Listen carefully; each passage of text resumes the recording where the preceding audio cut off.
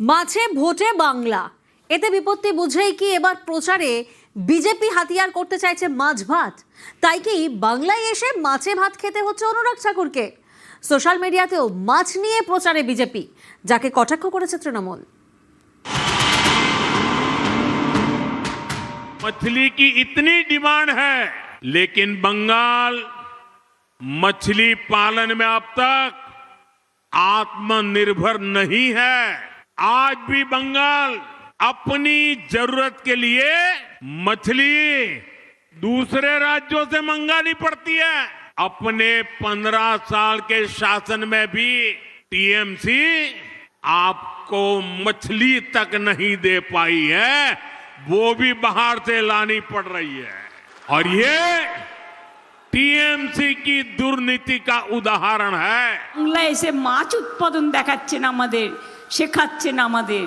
আগে মাছ আমাদের সব নিয়ে আসতো তো হায়দ্রাবাদ থেকে, এখন আমরা 80% মাছ উৎপাদন করি বাংলায়।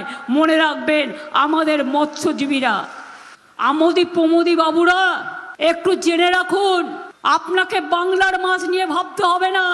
আপনি অন্য রাজ্যে বাংলার মাছ খাওয়া কেন বন্ধ করেছেন তার উত্তর আগে দিন।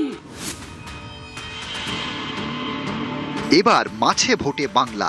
তৃণমূল বারবারই দাবি করছে বিজেপি ক্ষমতা এলে এ রাজ্যে মাছ খাওয়া বন্ধ করে দেবে। সাজিয়ে গুজিয়ে 10 টাকা পকেট থেকে বেরিয়ে ঝালমুড়ি খেয়েছো, মাছ ভাত খাবে নাকি একদিন? আমি রান্না করে দেবো, কথা দিচ্ছি। বাঙালিদের জন্য মাছ খাওয়া বন্ধ, মাংস খাওয়া বন্ধ, ডিম খাওয়া বন্ধ। আমার যত নন বেঙ্গলি ভাই বোন আছে, मैं आप लोगों को कहने चाहती हूँ, आपको जो मर्जी खाइए।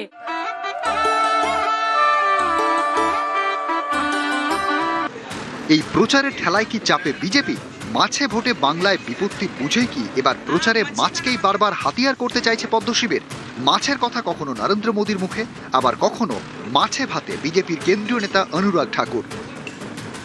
तृणमूल कांग्रेस एक आरोप बार बार लगाते हैं कि बीजेपी आएगा तो मछली बंद। मैं इंटरव्यू नहीं कर रहा, अभी मैं खाना खा रहा हूँ, मछली भात। आप भी खाइए, मछली भात खाइए, बाद में मिष्टी दही खाइए। শুধু নেতারা মাছকে অস্ত্র করার চেষ্টা করছেন এমন নয়, সোশ্যাল মিডিয়ার প্রচারেও বিজেপি মাছকে অস্ত্র করার চেষ্টা করছে। পশ্চিমবঙ্গের সংস্কৃতি বদলাবে না, কিন্তু এবার সরকার নিশ্চয়ই বদলাবে। অনেক রকম নাটক হচ্ছে। ভালো হতো প্রত্যেক বাড়িতে একটা করে মাছ দিতেন, যদি বড় কাতলা মাছ দিতেন।